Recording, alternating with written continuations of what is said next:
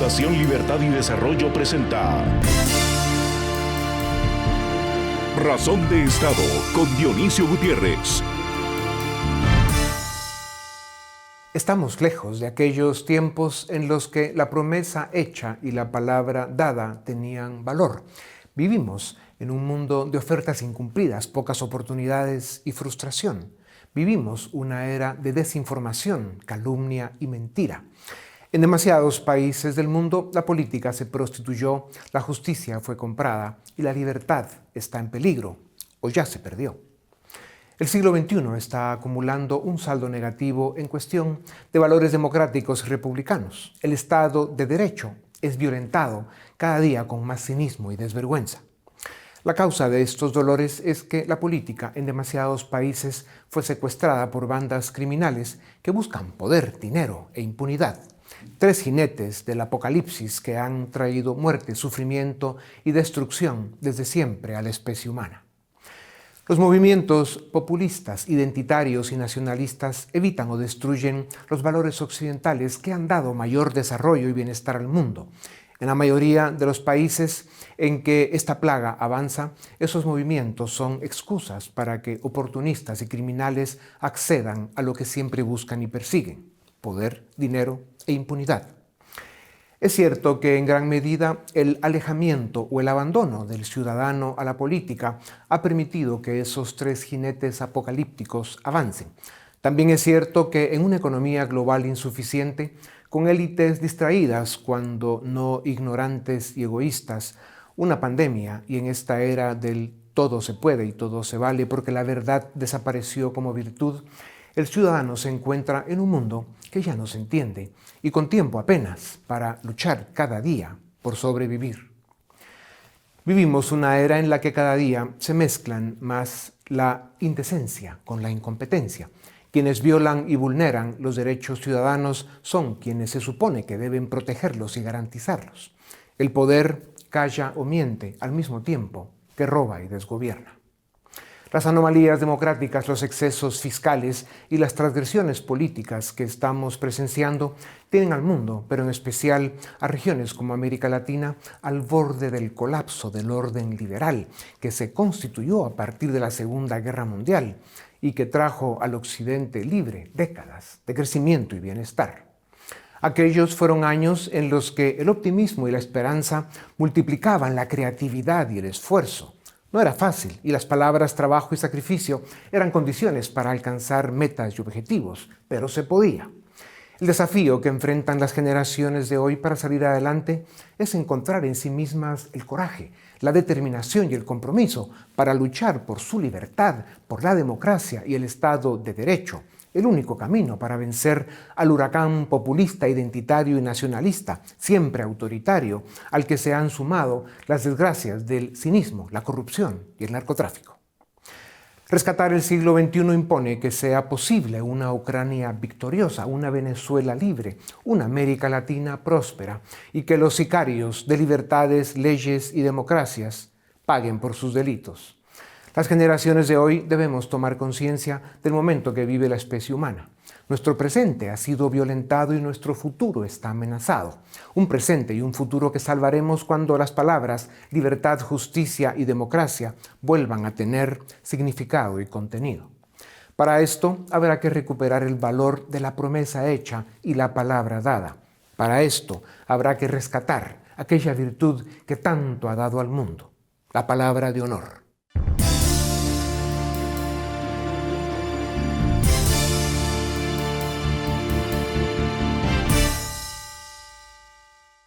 En las últimas 5 décadas, América Latina dio a luz casi una veintena de constituciones y se instalaron democracias electorales en casi toda la región. Sin embargo, la experiencia ha demostrado que no es suficiente tener elecciones relativamente limpias. En nuestros países, la corrupción, el subdesarrollo político y los gobiernos mediocres han sido la regla y han conducido a la región por la senda de la inestabilidad política y el insuficiente desempeño económico. Esto ha alimentado un profundo descontento en los ciudadanos, y fue Hugo Chávez quien mejor lo comprendió y lo aprovechó para ejecutar su tenebrosa agenda. En 1998 ganó las elecciones por amplio margen y pronto se encargó de reescribir la Constitución y cambiar las reglas del juego para instalar una dictadura y perpetuarse en el poder, literalmente hasta su muerte. La caída de Venezuela fue sorprendente y lamentable, porque pasó de ser una nación próspera a ser el peor desastre económico de la historia reciente. Con 95% de pobres y 76% de venezolanos en pobreza extrema, esta nación es testimonio del fracaso de la dictadura chavista. Pero el problema no es únicamente para los venezolanos. El chavismo rápidamente exhibió sus ambiciones regionales y siempre tuvo como meta exportar la revolución bolivariana, valiéndose para ello de los barriles de petróleo que vendía a precio oportunista y destructivo para la industria, para luego financiar políticos fuera de sus fronteras. El sueño de la patria grande latinoamericana comenzó con la instalación de Evo Morales en Bolivia y Rafael Correa en Ecuador. El primero logró controlar Bolivia y el segundo perdió el poder temporalmente, pero ya conspira para volver al Palacio de Carondelet. La caída de Chávez y el ascenso de Maduro profundizaron el rol del narcotráfico dentro del gobierno y las Fuerzas Armadas venezolanas, y se consolidó una narcodictadura. Estados Unidos calcula que se trafican por Venezuela entre el 10 y el 15% de la producción mundial de cocaína. Ahora el próximo terreno de batalla será Colombia. El 29 de mayo los colombianos irán a las urnas y el favorito para hacerse con la presidencia es Gustavo Petro, antiguo militante del movimiento guerrillero M-19 y seguidor declarado de Hugo Chávez. El fantasma del socialismo del siglo XXI amenaza con tomar Colombia, el aliado más importante de Estados Unidos en la región y la joya de la corona para el tenebroso Grupo de Puebla y el castrochavismo. Hoy más que nunca, es necesario que los ciudadanos se reinventen para rescatar los valores perdidos, reivindicar la ética del trabajo y fortalecer los valores liberales y republicanos. Solo los ciudadanos presentes y comprometidos pueden rescatar nuestros países. Hoy, la responsabilidad y la acción corresponden a los votantes colombianos. Están a tiempo para evitar caer en el abismo populista.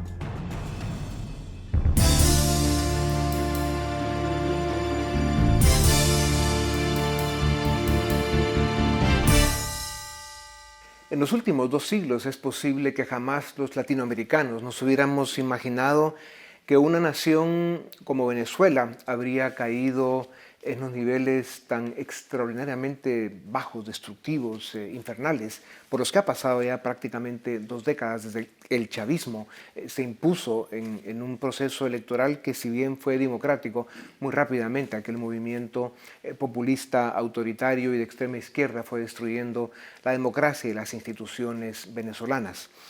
Es importante recordar el nacimiento de ese fenómeno al que llamamos chavismo, porque ya Cuba hacía daño con su comunismo, pero Venezuela vino a convertirse en un combustible que regó en toda la región latinoamericana, pues es un movimiento populista, autoritario, de izquierda, que está destruyendo nuestro continente. Para hablar lo que está pasando en este momento en Venezuela y cómo estamos viendo que América Latina se contamina de una marea roja terrible por lo que está viviendo el mundo, tengo el privilegio de presentarles a Leopoldo López, prisionero político de la dictadura chavista durante 6 años, es economista y uno de los líderes más visibles de la oposición venezolana. Él está viviendo en España y viaja por todo el mundo, no solo dando su testimonio, sino pues, manteniendo un activismo muy potente para rescatar la libertad y la democracia en Venezuela. Es un hombre respetado en el mundo occidental como pocos. Leopoldo, bienvenido a Razón de Estado. Muchas gracias, Dionisio. Es difícil encontrar espacio de esperanza para una región tan golpeada como América Latina en este momento. Las dictaduras, el hambre, la inconformidad y la confusión son algunos de los elementos que componen esta compleja ecuación que estamos viviendo. ¿Cómo encontrar esperanza en medio de tantas malas noticias, Leopoldo? ¿Qué espacio de optimismo inteligente ves para América Latina? ¿Se pueden construir democracias liberales en estos contextos? ¿Y esto tendría o no que empezar por Venezuela en primer lugar? Bueno, primero de nada, muchas gracias, ¿no? Y son muchas preguntas, cada una de ellas sí, así sería para un programa, pero yo te diría, yo tengo la esperanza centrada en la gente. En el caso de Venezuela, la inmensa mayoría de los venezolanos quiere libertad y la inmensa mayoría de los venezolanos ha hecho mucho para buscar esa libertad. Hemos salido a las calles no una, sino decenas de veces, hemos salido a votar, en momentos hemos perdido, hemos ganado también. Hemos ido a procesos de negociación, hemos tenido el apoyo internacional, a veces hemos tenido la espalda de la comunidad internacional, hemos vivido todos los venezolanos. Pero la esperanza para mí está allí, en que la inmensa mayoría de los venezolanos todavía sigue con una determinación muy clara de seguir luchando por la libertad. Leopoldo, escuchar a alguien como tú hablar de optimismo y esperanza después de lo que te ha tocado vivir, pues me hace sentirme orgulloso de conocerte y poderte estrechar la mano. Pero la foto de Venezuela en este momento, digamos, sigue siendo muy dolorosa, de una dictadura criminal, narcotraficante, opresora, que tiene a los venezolanos ahorcados, asfixiados. No, es tremendo lo que ocurrió en Venezuela y yo creo que hay que poner las cosas en contexto. Venezuela, como tú lo decías al principio, fue un referente de democracia y prosperidad para toda América Latina. Todos los latinoamericanos durante los años 70, 80, incluso los 90, veían a Venezuela como un país de progreso, un país que con todos sus problemas le estaba dando un nivel de bienestar muy por encima al que tenían otros países de América Latina. Lamentablemente todo eso cambió y comenzó a cambiar, como tú bien lo dices, con la llegada de Chávez al poder, que vino con una oferta engañosa de cambiar la Constitución, las instituciones, para cambiar y arreglar todos los problemas. Más bien, eso fue el inicio de la destrucción de la democracia. Se cambia la Constitución, se cambian las instituciones, se ponen a los amigos de Chávez en el poder y se destruyó poco a poco la democracia. Lamentablemente para los venezolanos, en ese periodo coincidió el boom petrolero que generó los mayores ingresos en la historia petrolera de Venezuela. Venezuela tiene una historia petrolera que vamos a cumplir este año 100 años, porque la explotación en Venezuela comenzó en 1922.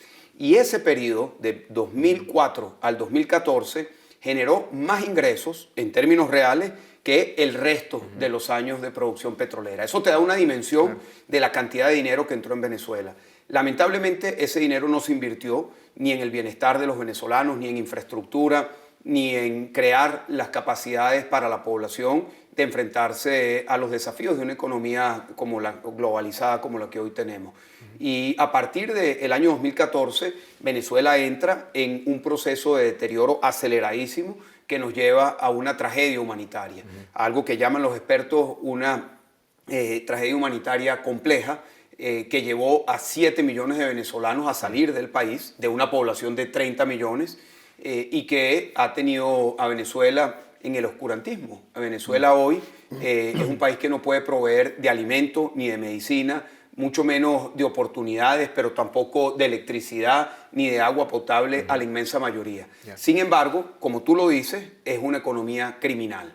Y es una economía que sí le está dando privilegios a un sector muy reducido de la población que está en el círculo cercano a Maduro y de las personas que hacen negocio con Maduro. Y hoy Venezuela es quizás uno de los países del planeta Tierra con mayores niveles de desigualdad.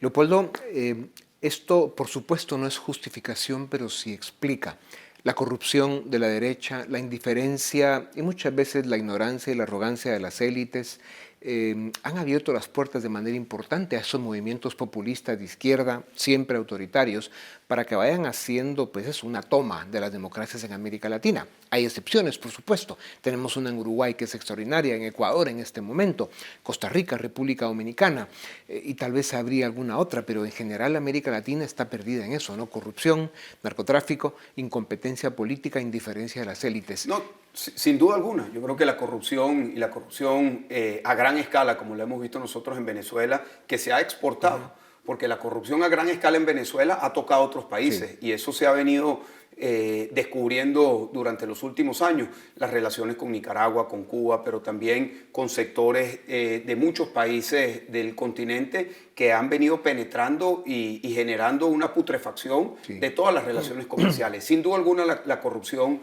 es uno de los problemas. Pero tú me preguntas sobre el origen de toda esta ola, de estas expectativas de que con sistemas más autoritarios se le pueda dar respuesta a la gente. Yo creo que el origen está en que las democracias no le dieron respuesta a las grandes mayorías. O sea, si no hay una respuesta a los problemas de las grandes mayorías bajo un sistema democrático, difícilmente la gente apoya con entusiasmo el sistema democrático. Entonces, defender la democracia tiene muchas etapas, tiene distintos desafíos, pero el primero de ellos es que cuando se está en democracia, la democracia tiene que dar resultados. Por eso en los últimos 10 años hemos visto que la confianza en la democracia cayó del 63 al 49%, un 27% de latinoamericanos es indiferente al tema y luego creció de alguna manera la aceptación del autoritarismo, ¿no? O sea, sí es un peligro y esto lo que está haciendo es que por la falta de soluciones de la democracia, por esta economía global insuficiente, y por la incapacidad de políticos y élites para dar solución a estas dinámicas tan complejas, pues lo que estamos viendo es que los latinoamericanos estamos eligiendo a nuestros propios verdugos. ¿Cómo explicas eso? Bueno, yo creo que es un fenómeno mundial, ¿no? Yo creo que sin duda se está dando en América Latina, pero creo que el cuestionamiento de la democracia es algo que está pasando en todas partes del mundo. Pasa aquí en Europa, pasa aquí en España, pasa en los Estados Unidos, obviamente con distintos niveles, pero nuevamente creo que el origen es la insatisfacción de las grandes mayorías. Ahora, eso no es excusa, eso no puede servir de una justificación para instalar un sistema autoritario. Aquí se habla mucho del tema del populismo, el comunismo. Yo creo que el verdadero problema, si podemos identificar el problema con un concepto, es la autocracia, es el autoritarismo. El populismo es una forma de gobernar que te lleva a la autocracia. Pero la degradación de la democracia es cuando se revienta el Estado de Derecho, el respeto a las libertades, y que son muchas dimensiones, el respeto a los derechos humanos, y eso es lo que nosotros vimos de una manera dramática ocurrir en Venezuela. Claro, y América Latina vive un momento muy complejo porque en el marco de la pandemia aumentaron 50 millones de pobres en nuestro continente, que es el último número de la CEPAL. Habían dicho que eran menos, pero no, ya están hablando de 50 millones y que se suman a los que ya eran pobres en América Latina. Probablemente estemos arriba del 37, 38%. Esto, en un momento en el que la política no está funcionando, nos pone ante desafíos extraordinarios. Porque al final, si queremos rescatar nuestro continente hacia democracias funcionales con modelos de desarrollo que resuelvan los problemas del diario vivir de la gente, tienes que tener dos cosas: educación, formación para entender la dinámica del desarrollo, y dos, oportunidades de trabajo para que haya ingresos. Y ninguna de las dos cosas se ve en el panorama. Bueno, ese es el inmenso desafío que hay. Y yo creo que mantener esta situación solo en el eje izquierda-derecha es insuficiente. Sí. Porque incluso en el continente hemos visto arranques autoritarios, actitudes autocráticas que son de la izquierda como de la derecha. Y creo que si nosotros nos centramos en identificar claramente el problema, podemos construir por lo menos algunas alternativas a ese problema. Y si el problema es la autocracia, hay que imponer más democracia. Pero nuevamente, la democracia es muy distinto plantearlo en un caso como el de Venezuela, que no la tenemos, que tenemos que luchar por ella, que tenemos que buscar conquistarla, que en un país que la tiene, pero que está debilitada, que está cuestionada, y ahí todavía hay una oportunidad de no terminar de perderla. Nosotros en Venezuela pensamos que no podíamos perder la democracia. A principios de la época de Chávez, él ya hablaba de cómo Venezuela y Cuba iban en un mismo camino. Y los venezolanos decíamos con cierta incredulidad, eso no va a pasar en Venezuela. Y hacíamos una lista, decíamos, en Venezuela no puede pasar eso porque tenemos universidades robustas, tenemos una de las poblaciones con mayores niveles de educación superior en todo el continente, tenemos una clase media robusta, tenemos unas fuerzas armadas institucionales, tenemos medios de comunicación, hay libertad de expresión, somos un país que viene de la tradición democrática del continente, y ninguno de esos argumentos probó ser suficientemente sólido para evitar el desmoronamiento de la democracia. Es decir, yo creo que hay que entender que la discusión sobre la democracia es distinta en los países que ya son unas dictaduras, como el caso de Venezuela, Cuba y Nicaragua, de los países que están en una situación democrática, pero que se está desmoronando y debilitando. Claro. Sí, lo mismo se aplica a Chile, ¿no? El tema no es educación, es formación política, valores cívicos y luego oportunidades, ¿no? Que le permitan al ciudadano hacer la diferencia entre pues, una propuesta impresentable, como es el populismo de izquierda autoritario, y lo que debe ser un modelo pues, democrático, republicano, con división de poderes, que ofrezca las condiciones para que exista pues, crecimiento económico y oportunidades. Pero en todo caso, Leopoldo, y regresando un momento a Venezuela, se escuchan voces que dicen que en Venezuela el cinismo y la arrogancia de la dictadura de Maduro han permitido que haya más actividad económica, más comercio, hay cierta liquidez en algunos estratos de la sociedad, los niveles de pobreza están cerca del 90%, según entiendo, y entonces eso ha, digamos, aflojado un poco la tensión en algunos sectores que podrían ser los que más amenazan a la dictadura. ¿Qué sabes de esto y para dónde va? Mira, en Venezuela hay varias narrativas que incluso son contradictorias entre ellas. Hay quienes dicen que Venezuela colapsó por las sanciones. Eso lo dice mucho la dictadura. Pero luego la misma dictadura dice que Venezuela se está arreglando. Entonces, o se está arreglando o Venezuela está en una tragedia económica por las sanciones. Yo creo que ninguna de las dos es la realidad. Yo creo que Venezuela ha transitado de ser una economía petrolera que estaba de alguna manera inserta dentro de lo que es el ecosistema económico occidental, a ser una economía muy distinta. Hoy la economía venezolana es una economía criminal y te identifico cuáles son los pilares de esa economía criminal. El primer pilar es el narcotráfico. Hoy, según un informe que publica recientemente Inside Crime, hay un crecimiento exponencial, ya no del tránsito de la cocaína colombiana por territorio colombiano, venezolano para ir a Centroamérica, México y a Europa, sino ya Venezuela se ha convertido en un país en donde se siembra la coca y se produce la cocaína. Y por supuesto es un puente para la salida de esta cocaína. Esto representa hasta un 20% de la economía ilegal. Luego el otro pilar de esta economía ilícita es la extracción del oro que llamamos nosotros oro de sangre, que representa entre 60 y 80 toneladas de oro al año. Y eso está asociado a una cantidad de grupos criminales que van desde la FARC, el ELN, el Hezbollah, que tienen unos territorios asignados para minas, hasta la relación con Turquía y grupos de crimen organizado que están encargados de procesar y comerciar el oro. Luego está el otro pilar, que es el del petróleo. Venezuela pasó de ser un país petrolero, institucional, con una empresa reconocida en el mundo como lo era PDVSA, a una extracción irregular, oscura, opaca del petróleo, que por supuesto deja grandes ganancias para todos los intermediarios y toda la estructura de corrupción, pero no le compensa a la población. Un dato, cuando llegó Chávez al poder, en Venezuela se producían 3.7 millones de barriles. El año pasado Venezuela estaba produciendo menos de 500.000 barriles. Esto no tiene que ver con sanciones, no tiene que ver con presión externa, tiene que ver con incapacidad y con la corrupción. El cuarto pilar de esa economía ilegal es el blanqueo de capitales y curiosamente el quinto pilar, que no es tan significativo en montos, pero sí es significativo en lo que eso significa para lubricar el resto, es la minería de Bitcoin. El caso de la economía venezolana es una economía que tiene inyecciones de dólares por estas fuentes de actividad ilegal y que ha generado una cierta sensación de un cambio económico, pero para una población muy reducida.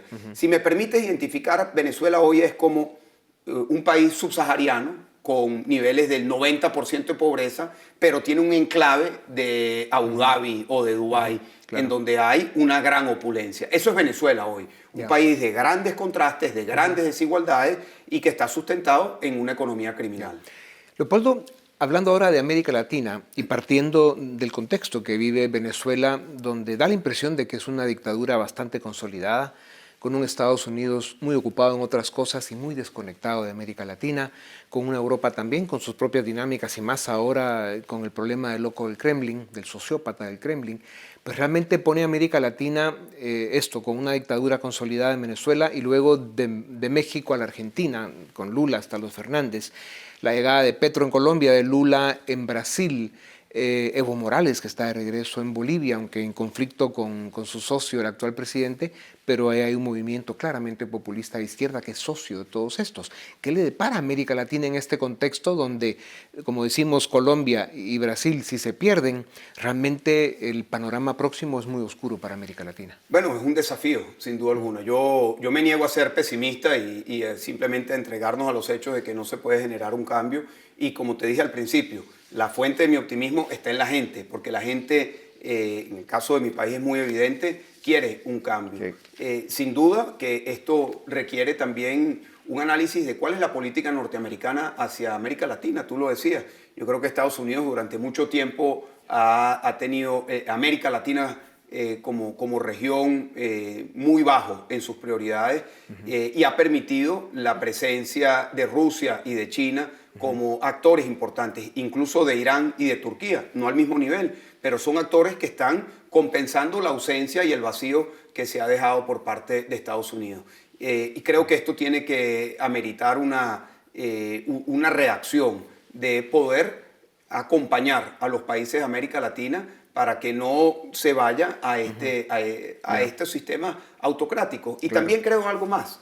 Yo creo que tenemos que ser nosotros muy consecuentes con lo que son los principios que agrupan los países de América Latina en la OEA.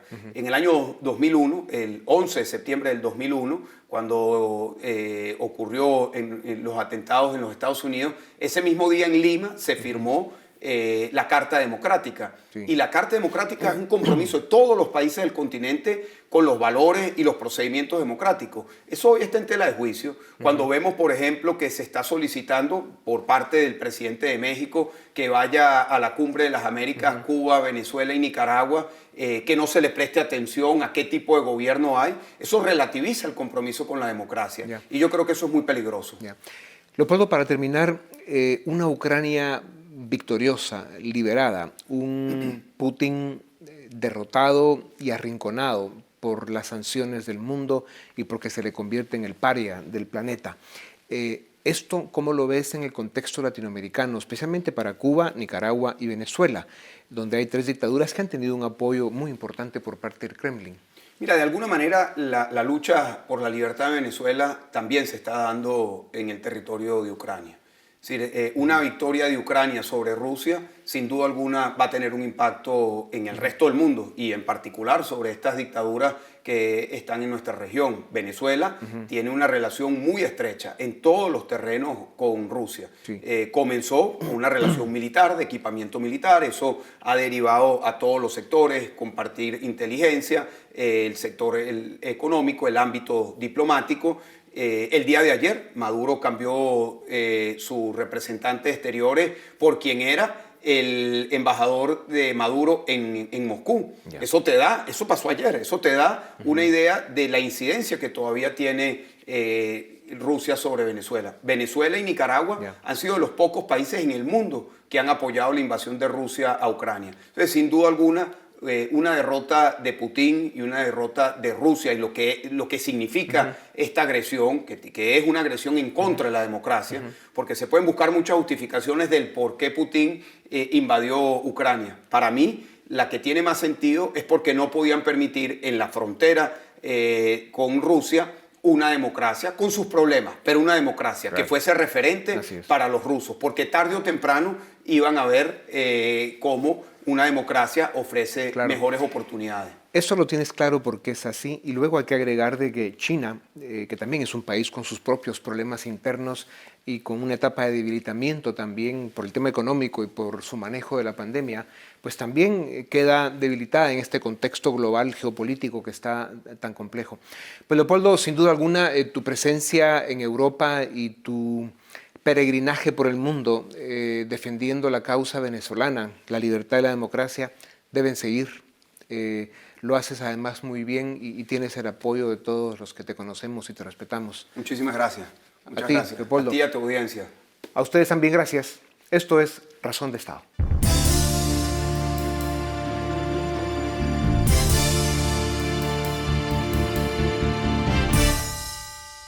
Bienvenidos al debate en Razón de Estado. Hoy tenemos casa llena para discutir un tema que ha levantado polémica y es el posible levantamiento de sanciones de parte de Estados Unidos hacia Venezuela y Cuba. Y para ello contamos con 3 expertos.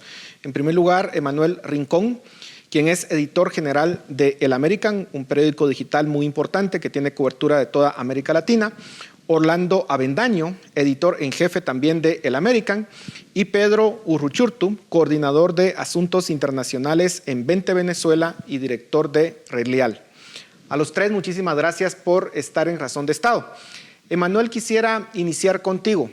¿Qué podemos leer de las declaraciones que ha hecho el gobierno de Estados Unidos de ese cambio de enfoque? Primero lo anunció para Cuba y luego para Venezuela. La versión oficial es de que en el caso de Cuba se está dando un cambio en la política por razones humanitarias, y en el caso de Venezuela la versión oficial es de que se está haciendo como una forma de facilitar el reinicio de las negociaciones entre la oposición y el régimen que se suspendieron el pasado mes de octubre.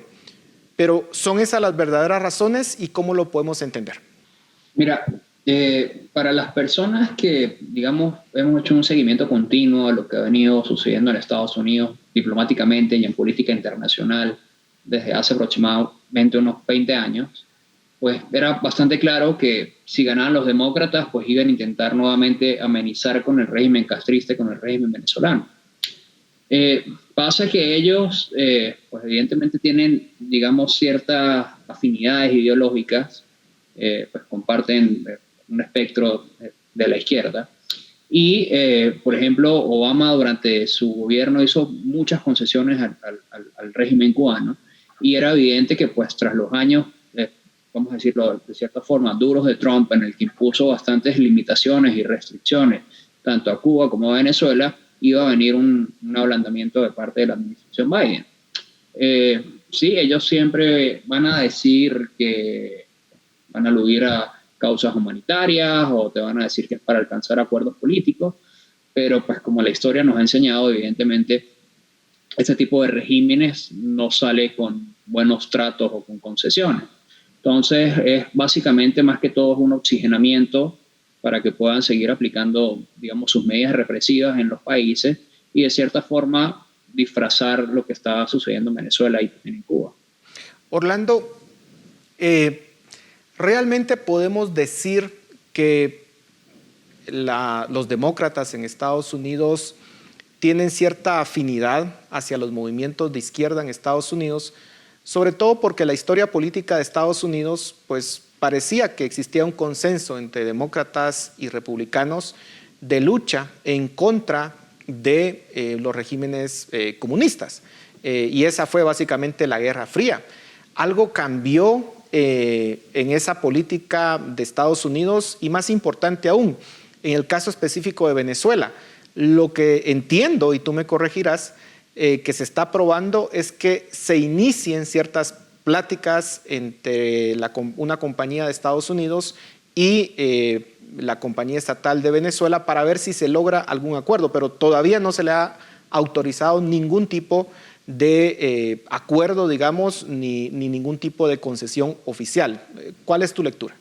Sí, y es bastante preocupante porque históricamente el Partido Demócrata y el Partido Republicano, pese a las diferencias en cuanto a ciertos asuntos, había una coincidencia en aspectos generales, ¿no? En política exterior, al menos frente al régimen de La Habana, casi todos los gobiernos fueron coherentes en este sentido. El tema del bloqueo se mantuvo como política de Estado que trascendía la administración de turno, pero nuevamente con ciertos episodios a lo largo de los últimos 60 años de historia, pero eso ha llegado a un fin, llegó a un fin con la administración de Barack Obama. Yo no diría, obviamente, Barack Obama es un tipo progresista, socialdemócrata. Yo no sé, yo no me atrevería a decir que es comunista o piensa igual que como piensan los Castro, como piensa Maduro. No, yo creo que Obama fue muy astuto y amén de perfilarse como una figura a favor de la paz, a favor disruptiva, etcétera. Entonces, bueno, llevó a cabo incluso todas estas medidas, como por ejemplo los acuerdos nucleares con Irán, que son igual de nefastos que el deshielo con Cuba, el acercamiento con Venezuela o el buen trato a un régimen que justamente durante los años de Obama estaba mostrándose como más dictatorial. Y eso, bueno, lo llevó a perfilarse como una figura muy parecida a lo que hizo Juan Manuel Santos, obviamente guardando las diferencias, pero lo llevó a perfilarse como una figura a favor de la paz, de poder llegar a entendimientos, etc., ¿no? Llega Trump, revierte y acaba todo eso, impone una postura rígida y fuerte frente a estas tiranías. Y Biden, que fue vicepresidente de Obama, llega con dos propósitos. Uno, rescatar lo que fue la administración de Obama. Hemos visto que Biden es prácticamente una tercera administración de Obama. Y segundo, revertir todo lo que hizo Trump. Entonces, si Trump impuso sanciones, Biden llega y las quita. Si Trump terminó las relaciones con La Habana, Biden llega y las retorna. Ahora, Pedro, insisto un poco en el tema, digamos, las decisiones que en su momento toma Barack Obama tenían que ver un poco con cierto pragmatismo en el sentido de que después de casi 60 años de sanciones a Cuba, pues parecía que el régimen no terminaba. Y digamos en el enfoque que se pueda tener a Venezuela, también uno podría decir, seguiría el patrón de Cuba y esas sanciones no van a ser pues tan efectivas. Y sobre todo, ¿qué papel está jugando la guerra en Ucrania, sobre todo con el posible embargo del petróleo ruso al resto del mundo? ¿Hay un tipo de pragmatismo en la política en cuanto a ese acercamiento a Venezuela? ¿Cómo lo ves? Mira, lo primero que yo creo que hay que afirmar es que si en efecto hay un pragmatismo, en todo caso ese pragmatismo no puede pasar por encima de la justicia y del propio tratamiento a un régimen criminal, como ha sido demostrado, no solo por la propia justicia estadounidense, sino por la justicia internacional. Y esa es la primera gran preocupación, ¿no?, que surge con todo esto. Y lo segundo es asumir que si el argumento es en torno a lo energético, pues no es más que una excusa, porque queda claro que Venezuela hoy no puede ser ningún proveedor confiable de energía para los Estados Unidos, por múltiples razones, pero fundamentalmente quizás la principal es porque la industria petrolera está destruida, es decir, no hay manera de reactivar la industria petrolera. Por lo tanto, ese intento de buscar petróleo en Venezuela, si fuera el caso, que yo insisto, creo que es una excusa, pero aún así el simple hecho de plantearlo es bastante inmoral y demuestra cómo esto se puede, por eso le han llamado esto petróleo de sangre, es realmente preocupante, ¿no?, y que ese sea el enfoque. Pero además, el punto acá es que se deja de tratar a estos regímenes, y hablo del de Cuba, hablo del de Venezuela y el de Nicaragua también, porque hay que incluirlo en este viraje o en este cambio de tratamiento hacia estos regímenes. Se deja de tratarlos como criminales para llevarlos a un terreno de la política en el cual esos regímenes ganan, porque ganan tiempo, ganan legitimidad, y lo peor de todo esto es que quienes sufren son sus poblaciones. Yo te digo algo, en el caso venezolano, más bien las sanciones han tenido efectos positivos, lejos de lo que muchos han querido hacer creer, que supuestamente las sanciones habían tenido un efecto negativo sobre los venezolanos. Hoy en Venezuela se puede decir que hay alimentos, se puede decir que hay medicamentos, porque se tuvo que abrir en buena parte necesariamente el ingreso de estos productos al país, y eso fue fundamentalmente debido a las sanciones internacionales. De modo que no es desmontando la presión sobre estos regímenes que estos regímenes van a ceder. sobre todo, y con esto cierro esta respuesta, cuando la lógica que se está utilizando frente a ellos es una lógica de que es mejor contenerlos, es decir, es mejor disminuir la presión a su alrededor, intentar estabilizarlos internamente y que busquen soluciones políticas para llegar a una solución o un acuerdo entre las partes involucradas, para evitar problemas como, por ejemplo, la migración que esos regímenes crean o las crisis políticas, económicas y sociales que crean. Al final, lo que esto termina exacerbando es ambas cosas. Las crisis no se detienen y estos regímenes ganan tiempo y legitimidad. Emmanuel, en esa misma línea, fuimos, mejor dicho, testigos del ascenso de China, y vemos que China está teniendo una enorme influencia en América Latina, y por supuesto Rusia también ha tratado de tener influencia en América Latina. Algunos creen que el hecho de que Estados Unidos imponga sanciones a ciertos países, eso al final lo que abre es el espacio para que China y sus aliados pues puedan tomar control o puedan tener más influencia en esos países. Vemos, por ejemplo, en América Latina como en El Salvador, el presidente Bukele pues ha tenido más acercamientos con China, lo mismo ha sucedido en Nicaragua. Entonces, ¿las sanciones son el camino o es que el actuar de China, de Rusia y de sus aliados tendría que hacer replantear el enfoque que Estados Unidos ha tenido hasta el momento? Lo que pasa es que allí entraríamos, digamos, en una dinámica más difícil de determinar, pero que también tiene que ver mucho con las políticas locales de los países. ¿Qué pasa? Que lamentablemente en la mayoría de países de América Latina actualmente hay gobiernos de izquierda de rasgo autoritario. Entonces, pues, Estados Unidos no puede, de cierta forma, legitimar todos los regímenes autoritarios de izquierda que hay en la región para poder comerciar con ellos o para poder tener algún tipo de intercambio diplomático comercial. Es decir, habría que buscar algunas otras vías para tratar de procurar cambios hacia sistemas más libres y más democráticos. Entonces, ¿qué pasa?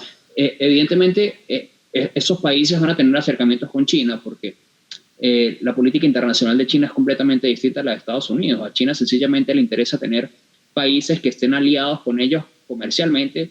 De ninguna forma ideológicamente no les interesa si en esos países hay torturados o asesinatos extrajudiciales, hay torturas, hay cualquier tipo de cosa.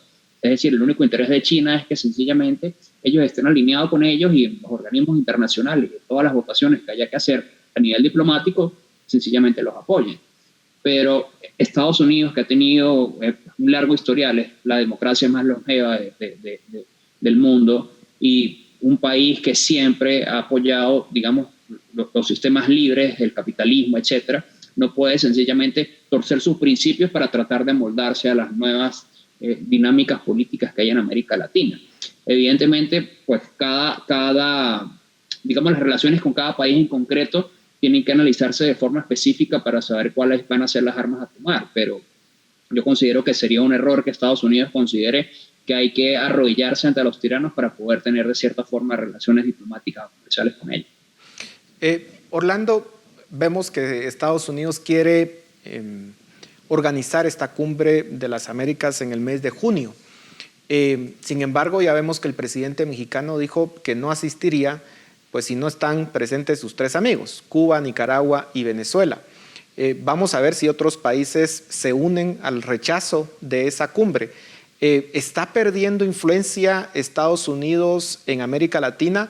¿Y cuáles serían las consecuencias de ese debilitamiento de la posición diplomática de Estados Unidos? Sí, está perdiendo influencia no solamente en América Latina, sino en el mundo. Estados Unidos viene desde hace varios años una especie de retirada que yo particularmente pienso que no es conveniente porque históricamente en el mundo no hay espacios vacíos, ¿no? Si sale una potencia, entra otra potencia. Entonces lo que vamos a ver, como lo estamos viendo, es que América Latina está poco a poco siendo tomada por China.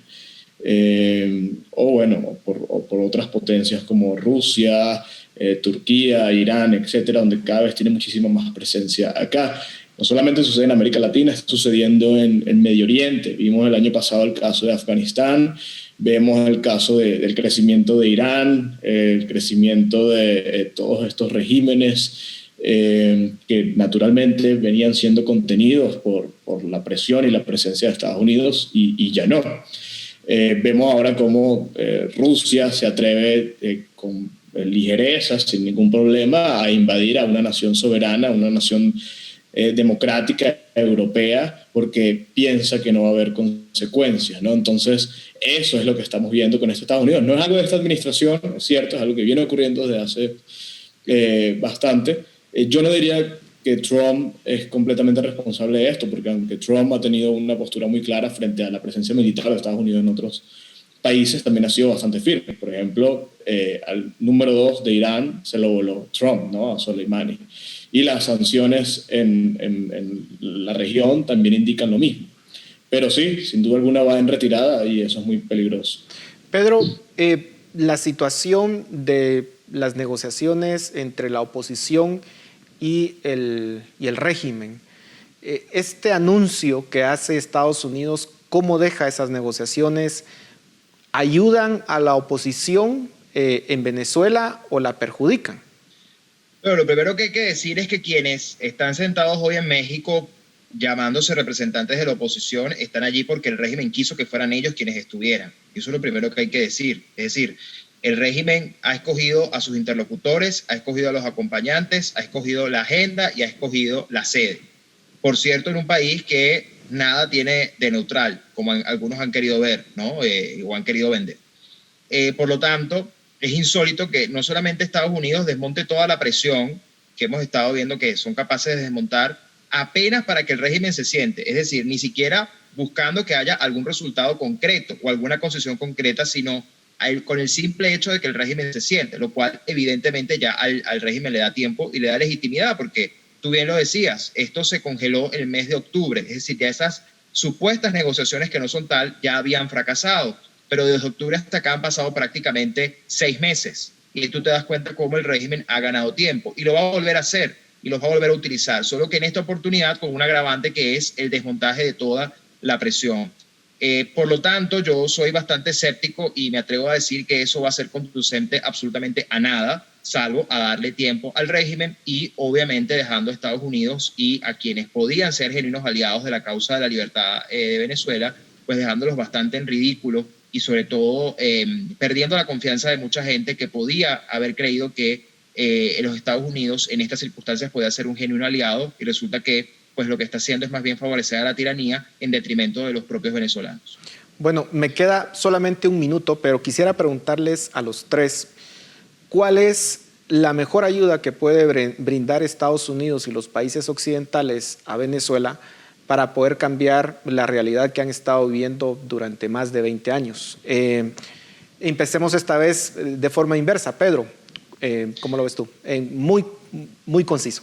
Sí, dado el panorama que estamos viviendo y dado que hoy pareciera no haber voluntad de involucrarse, ni de aplicar la fuerza, ni de aplicar las medidas que implican combatir un régimen criminal, yo creo que la mejor ayuda que pueden hacer es no meterse entonces. Es decir, si se van a meter para hacer daño y si se van a involucrar más bien para torpedear y entorpecer la lucha de los venezolanos, es mejor que no lo hagan. ¿Emanuel? Yo creo que digamos, hay que analizar, digamos, seriamente cómo se puede seguir ejerciendo presión sobre un régimen criminal y evitar que siga teniendo vías abiertas de financiamiento. Evidentemente habría que darle un golpe también al narcotráfico con el cual el chavismo se ha alimentado durante años, pero pues evidentemente es algo que sabemos que esta administración no va a plantear. Entonces, tal como dijo Pedro, pues bueno, lo mejor sería entonces que no se inmiscuyan. Orlando, terminamos contigo. El caso venezolano hay que tratarlo, lo deben tratar las potencias como un caso de secuestro. Los venezolanos están secuestrados, son rehenes de un régimen y tú tienes que armar una estrategia que parta de la premisa de cómo liberar a unos rehenes. Creo que hay que hacerle mucho mayor el costo al régimen de Nicolás Maduro de continuar gobernando que de retirarse, que de entregarse. De lo contrario, nada va a cambiar. Excelente, y con esas palabras terminamos y ojalá que pronto Venezuela pueda ser libre de esa tiranía. A los tres, muchísimas gracias por sus aportes y a ustedes en casa, muchas gracias por su atención. Regresamos la próxima semana.